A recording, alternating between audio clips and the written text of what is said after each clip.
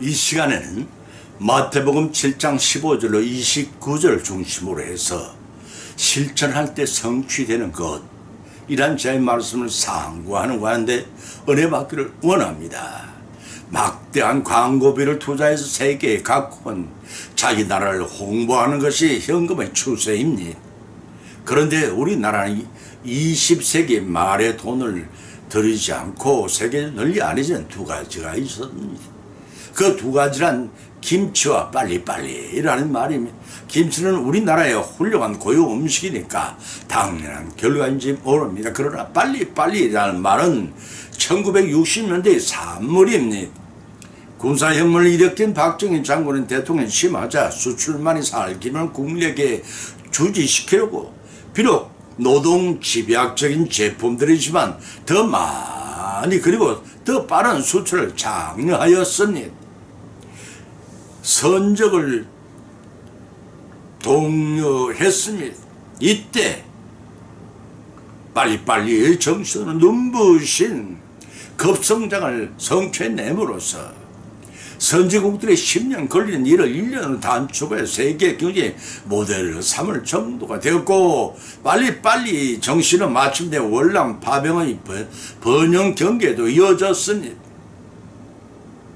이 월남 특수 경기를 틈탄 기업체들이 활발한 진출로 많은 노동자들이 대거 취업하여 산업 현장마다 빨리빨리를 외치는 속도를 펼쳤습니다. 그 빨리빨리의 구호는 식당에 들어가 주문을 한 음식을 재촉한 말이었으며, 심지어는 택시를 탔을 때도 목적지의 서두르러 가달라고 요청하는 현재 유행어가 되었습니다. 이렇다 빨리빨리 해치우는 값싼 양질의 노동자의 세계는 주시하였고, 중동 건설시장에 진출한 월남에서 닦은 기량을 발휘하면서 빨리빨리 운영을 해외로 심어갔습니다. 이 정신은 국내에서 경부고속도로 세계 최단 실내에 완성되어 기네스북에 올랐고, 아파트 단지가 꿈처럼 세워지는 가운데 수출 세계 순위 14, 2위까지 도달한 사상률이 없는 초고작 성공을 이루어냈습니다. 그러나 빨리빨리라는 문명은 공기 내 공사를 끝내거나 처리하는 시간을 단축하는 효과는 컸지만, 급힌 법인 체한다는 우리나라 속담처럼 빨리빨리 후유증은 부실공사로 대형사고로 이어졌습니다. 와우산 아파트가 붕괴 사고를 나타났고, 출근길에 한강다리에 폭삭 내려앉아 시민들과 등교하는 학생들이 차를 탄 채 강물로 추락한 사건이 엊그제만 같습니다. 그뿐 아니라 위성도시로 건립한 일산 등지의 많은 아파트 던질이 단지들의 부실 공사로 판명되기도 했습니다. 그 원인은 강의 모래가 부족하여 소금기가 있는 바닷모래를 사용한 것이로 원인이 규명되고 말았습니다. 원래 시멘트의 물성치는 염분이 없는 모래를 사용해야 잘 섞여지고 혼합되어 강건하게 굳어지는 특성을 살릴 수가 있습니다. 만일 염분이 섞이면 굳어지면서 부식되거나 모래와의 결합을 거부하는 수막 현상이 일어나게 된다는 것이기 때문에 바닷모래가 섞인 건축물은 사상 누각이 되고 맙니다. 그러했던 때와 같이 유한한 육신이 살아갈 아파트나 거주시도 부실 공사가 되어서는 안 되는데도 장차 우리 성별 천국에 들어가 영원히 살아가는 하늘집 부실 공사가 된다면 어떻게 되겠습니까? 예수님은 이를 경계하여 부실한 믿음의 집을 짓는 자가 되지 말고 반석 위의 믿음의 견고하고 영원한 집을 짓기를 원하십니다. 사랑하는 성도 여러분, 여러분은 지금까지 어떠한 믿음의 집을 지어오고 계십니까? 오늘의 본 말씀 상고하는 가운데 피자의 풍성한 은혜 받고 반석 위에 견고한 믿음의 집을 지어 평안을 누리시는 여성이 되시기를 예수님 이름으로 축원드립니다. 아멘. 첫째는 열매로 판별되는 자라고 했습니다. 본문의 말씀 마태복음 15장 20절을 보면은 거짓 선자를 삼가라, 양의 옷을 입고 너에게 나오나 속에는 노략질하는 일이다. 그 열매로 그들을 알지니 가시나무인 포도나무를 또 엉겅개 무화과를 따겠느냐. 이와 같이 좋은 나무마다 아름다운 열매를 맺고 못된 나무가 나쁜 열매를 맺나니, 좋은 나무가 나쁜 열매를 맺을 수 없고 못된 나무가 아름다운 열매를 맺지 아니하는 나무마다 직접 불에 던지옵니라. 이러므로 그 열매로 그들을 알리라고 하셨습니다. 선지자는 하나님의 말씀을 받아 가감하지 않고 액면 그대로 전하는 사명을 가진 자를 가리킵니다. 그러나 거짓 선지자는 하나님의 말씀을 위임받지도 않았습니다. 하나님이 그대로 거짓을 선포하는 가짜 선지자를 가리킵니다. 또 거짓 선지자는 하나님의 말씀을 왜곡시키고 그들을 하나님의 뜻인 양 전하고 가르침으로 성도들을 미혹하는 사역을 진행하며 구약시대를 초월해 독부섭처럼 계속 존재해왔습니다. 그들은 세상 조만의 날까지 사단의 도구로 사용되어질 것입니다. 때문에 마지막 날이 가까운 오늘날에 더더욱 말씀을 분별하여 그들의 거짓된 유혹에 넘어가는 일 없도록 유의해야 할 것입니다.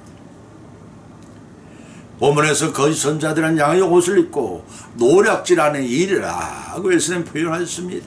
이는 겉으로는 선한 양처럼 위장하고 있지만 속은 이리와 같아서 탐욕과 거짓으로 가득 차 있다는 것입니다.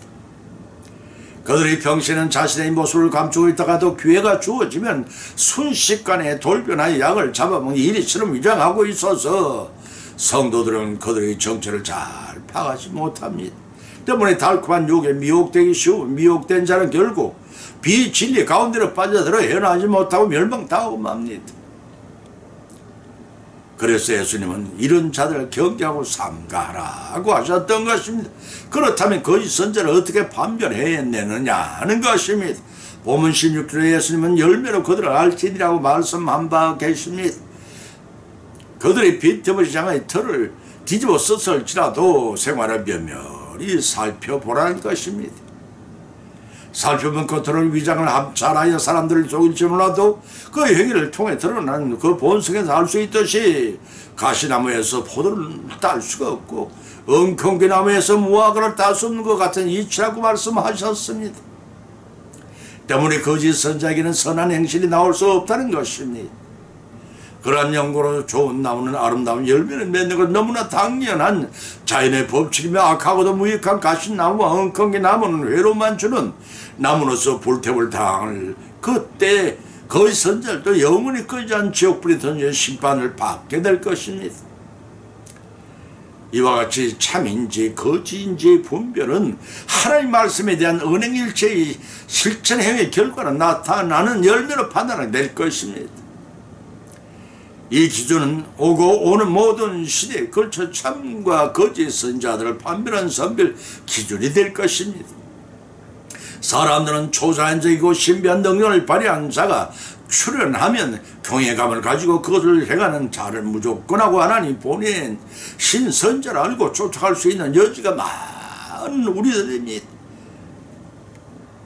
이런 인간의 속성을 아시는 예수님은 거짓 선자를 판단하는 기준을 제시하고 오직 말씀에 대한 순종만이 좋은 열매를 맺는 비결임을 확실하게 마태복음 7장 21절 22절에 교훈하고 계십니다. 사랑하는 성도 여러분, 여러분은 좋은 열매를 맺어가고 있다고 생각하시는지 자신의 신앙생활 한번 좀 돌이켜보시기 바랍니다. 두 번째는 아버지의 뜻을 역행하는 자의 사례를 살펴봅니다. 본문의 말씀 21절로 23절을 보면 나더러 주여 주여 하는 자마다 천국에 다 들어갈 것이 아니오 다만 하늘에 계신 내 아버지 뜻대로 행하는 자라야 들어가리라. 그날에 많은 사람들이 나더러 이르되 주여 주여 우리가 주의 이름으로 선자들을 삼며 주의 이름으로 귀신을 쫓아내며 주의 이름으로 많은 권능을 행치 아니하였나이까 하리니 그때 내가 그들에게 말하되 내가 너희를 도무지 알지 못하니 불법을 행한 자들 내게 떠나가리라 하리라. 예수님이 누가복음 13장 25, 27절에서 친히 말씀하실 바 계십니다. 본절에서 주란 우리의 젊은 삶을 주관하는 주인이라는 의미이며 초대교회 시대에서는 예수님에 대한 신앙 고백 시의 칭호로 사용되고 있었습니다. 때문에 그 예수님은 주로 고백하는 자들은 교회의 회원으로 받아들여졌고 믿는 자들의 형제요 하나님이 자녀로 인정을 받았습니다. 그러나 본절에 앞서 입술만 주를 부르고 마음 깊숙한 곳에서 예수님을 부인한 거짓 신앙 고백을 가리킵니다. 다시 말해서 겉으로는 하나님의 자녀를 가정하면서도 실제로는 하나님이 뜻대로 순종하지 않는 나쁜 열매를 맺는 자들인 것입니다.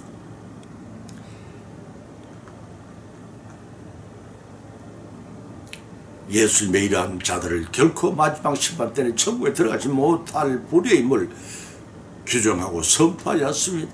그렇다면 어떤 사람이 천국에 들어갈 것인가? 그것은 다만 하늘에 계신 내 아버지의 뜻대로 행하는 자라고 예수는 분명히 선을 그어놓으셨습니다. 이런 입술로만 고백이 아니라 행위를 통한 하나님 말씀을 순종하여 실천한 자만이 진실로 하나님의 자녀, 천국 시민이 될 것입니다. 예수님 본문을 통해 하나님을 내 아버지라 호칭함으로 자신과 하나님의 관계가 부자시간임을 알려주시면서 자신만이 완전 하나님의 계시자임을 암시하고 계십니다. 본문 22절에서는 그날에 예수님이 재림하실 때를 가리킵니다. 데살로니가 후서 1장 7절 10절 계시록 16장 14절입니다. 주여 우리가 주의 이름으로 행치 아니하였나이까 반문했으니 이 말씀은 심판대 앞에서조차 예수님은 주로 고백하면서 자신의 이 땅에서의 행위가 주님을 위한 것이라 역사를 하고 있다는 것입니다. 그러나 천국 시민의 자기는 입술로만 고백하는 외형적인 믿음의 행위에 쓰이지 않습니다. 오로지 천국의 주인이신 하나님과의 바른 관계를 맺고 말씀대로 실천한 자만이 유일한 시민의 자기를 갖춘 자라고 할 것입니다. 그런데도 거짓 선자는 태연스럽게 자신의 행함이 없는 선행을 강조하면서까지 거짓을 고해 믿게 하려고 듭니다. 이를 아시는 예수님 본문 23절에서 내가 저에게 말하되 내가 너희를 도무지 알지 못하니 불법을 행한 자는 내게를 떠나가라고 말씀하신 것입니다. 지상에 생존하는 한 사람 한 사람의 숨소리와 생각까지 다 듣고 알고 내려다보시는 예수님이 그들의 거짓을 모를 리가 있겠습니까?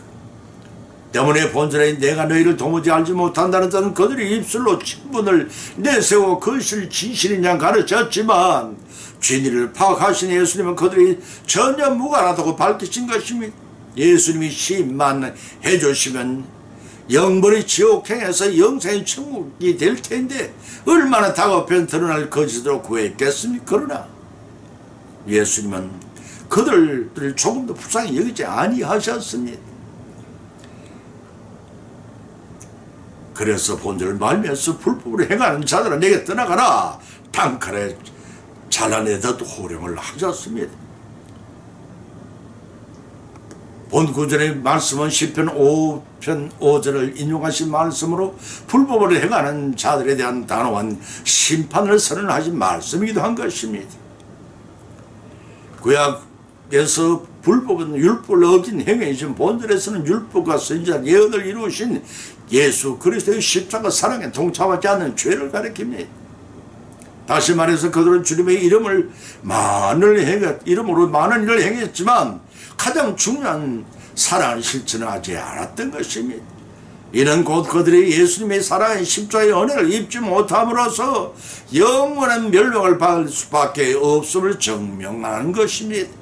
따라서 우리 성도들 입으로만 주여 주여 찾지 말고 말씀에 역행하는 삶을 살아서는 후회하지 말고 순종함으로써 성하는 여성이 되시기를 예수님의 이름으로 간절히 축원을 드립니다.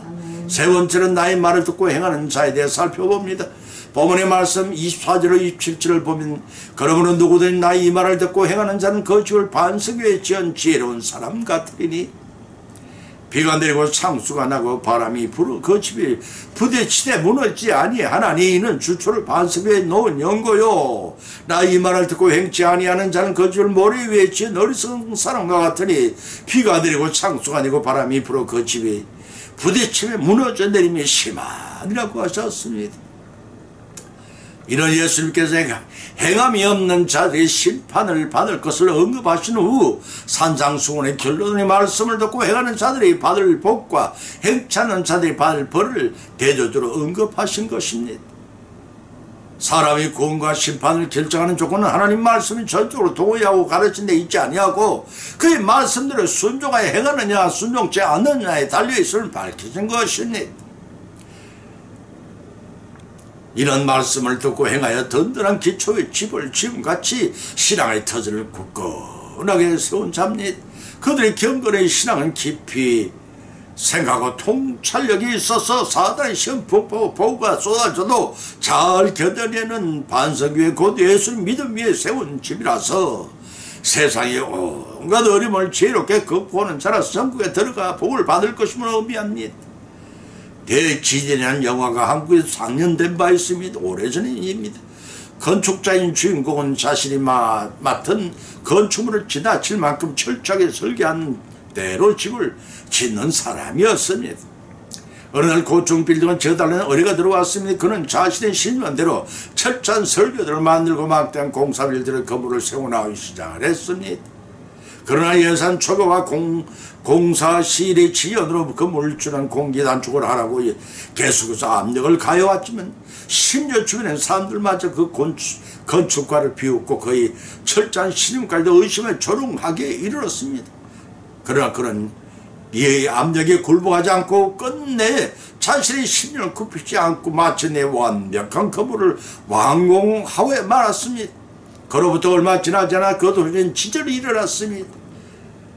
갈라져 땅 속으로 부실하게 진 건물들이 맥없이 험으로 내렸고 댐까지 터져서 모든 시가 물에 잠겼습니다. 그러나 조금 더 요동하지 않고 그 속에 당당히 버티고 서 있는 건물 하나가 있었으니 그 건물이 바로 철저한 설계와 철저한 시공으로 세운 건물뿐이었던 것입니다.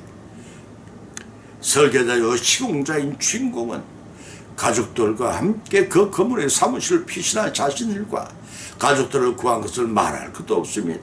우리 성도들이 하나님 말씀을 듣고 행하려다 보면은 영화 속의 주인공처럼 때로는 조롱과 비움성과 멸시를 당하게 될 것입니다. 산 위에서 방주를 짓는다고 노아를 비웃었던 세상 사람들처럼 말입니다. 그러나 자신의 믿음을 하나님 앞에 끝까지 견고하게 지켜내면 아무리 큰 지진과 창수가 난다 해도 결코 무너지지 않는 굳건한 신앙으로 버틸 수 있는 승리자가 될 것입니다. 본문 26절 27절에도 나의 이 말을 듣고 행치 아니하는 자는 그 집을 모래 위에 지어 어리석은 사람 같으려니 비가 내리고 창수가 나고 바람이 불어 그 집에 부딪힘에 그 무너짐이 심하니라고 하셨습니다. 본절에서 모래 위에 집을 짓는다는 말씀은 우기와 건기가 확연히 구분된 팔레스타인이 와디 지역에 집을 짓는 것을 상징적으로 비유한 말씀입니다. 여기서 이 와디 지역은 평소에는 비가 오지 않는 건기라는 말은 모래밭이었다가 비가 오면 강이 되어 흐르는 지역을 지칭합니다. 때문에 비가 오지 않는 건기의 와디에 집을 지은 집은 반석 위의 집이나 별 차이가 없습니다. 겉으로는 그렇게 보이지만 반드시 다가올 우위를 내다보지 못한 지은 집이라 폭우가 몰아쳐 물이 불어나면 그만 지은 집이 창수에 휩쓸리고 맙니다.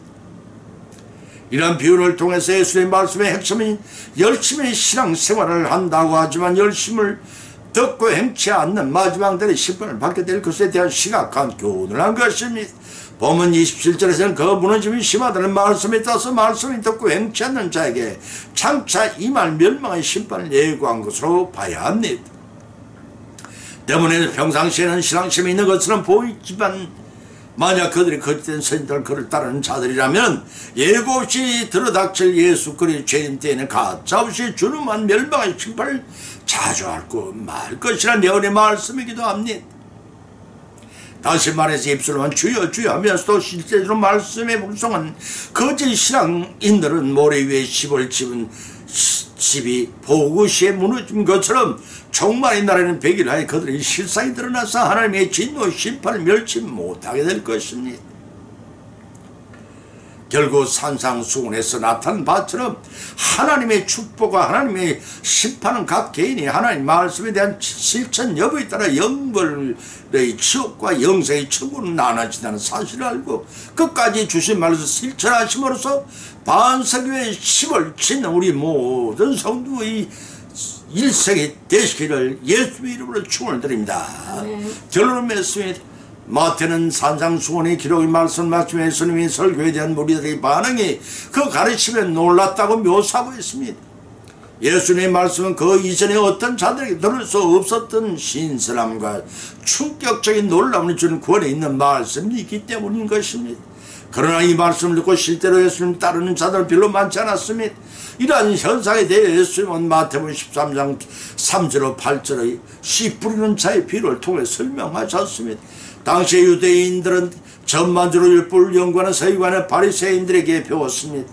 그러나 갈릴리의 가난한 목수 출신으로 전문적인 율법 교육을 받지 못한 예수님의 가르침이 서기관이나 바리새인의 가르침보다 더 권위 있고 새로운 충격적인 말씀에 청중들은 놀랐습니다. 당시 율법 교사는 탈무드를 인용하여 율법을 해석한 반면에 예수님은 그 자신이 직접 계시의 주처자가 되어 진리를 선포했으면 누구나 이해할 수 있는 쉬운 용어로 진리의 핵심을 생명력 있게 전달함으로써 사람들은 큰 감동을 받았던 것입니다. 이러한 오늘의 본문 말씀을 통해 우리는 은혜와 몇 가지 교훈을 믿음대로 받은 수가 있었습니다. 첫째는 성도는 하나님 말씀을 듣는 것을 자신을 속이지 말고 말씀을 행하는 자가 되어야 한다는 것입니다. 야고보서 1장 22절 25절의 말씀입니다. 두 번째는 성도는 경건한 모양을 갖고 있으나 경건의 능력을 갖추지 못해서 거짓 선지자의 미혹을 당하지 않도록 영적 분별을 지녀야 한다는 것입니다. 디모데후서 3장 5절과 요한일서 4장 1절의 말씀입니다. 왜냐하면 말끝마다 하나님의 뜻과 하나님의 예수님의 성호를 들매기면서 신변의 이정을 행한다 할지라도 그의 삶에서 실천인 신앙의 자세와 경건의 모습을 발견할 수 없다면 성도는 단순히 그를 배격해야 할 것입니다. 세 번째는 하나님 말씀을 신앙의 기초로 하는 이야말로 어떤 환란과 역을 만나도 전혀 흔들리지 않는 신앙의 삶을 견지할 수 있도록 만들어 주십니다. 만약 우리가 하나님 말씀에 익혀가지 않고 하나님 주시는 축복에 근거하지 않는 신앙생활을 한다면 언제가 시련과 고난이 우리에게 마치 폭풍과 홍수같이 닥쳐올 때 허무하게 무너지는 모래 위의 집처럼 우리의 신앙 역시 그 뿌리가 흔들리고 흔적도 없이 뽑혀지고 말 것이라 고린도전서 3장 10절로 15절 고린도후서 13장 5절에 밝혀주시고 있음을 참조하시기 바랍니다.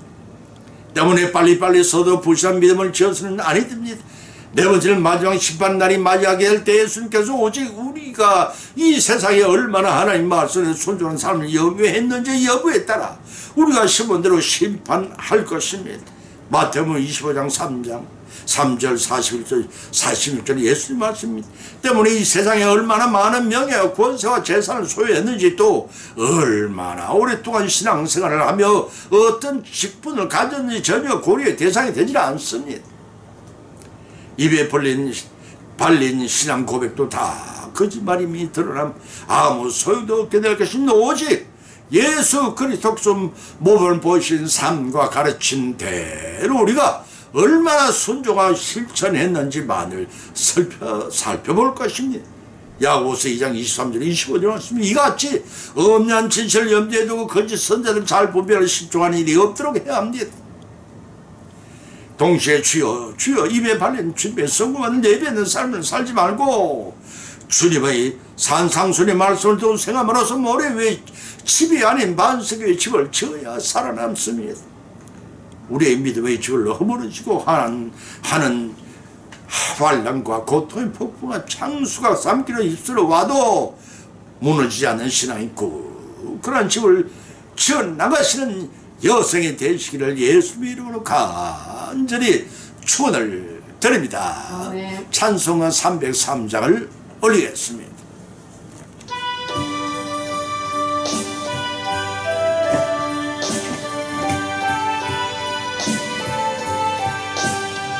날 위하여 십자가에 중한 고통 받으사 되신 죽은 주 예수님의 사랑하신 은혜여 보배로운 피를 흘려 영영 죽을 죄에서 구속함을 받은 우리 어찌 찬양 안 할까. 예수님 안에 있는 우리 한량없이 즐겁고 주 성령의 위로함이 마음속에 차도다 천국의 망소리 같은 은혜로운 그 말씀 끊임없이 듣는 우리 어찌 찬양 안 할까.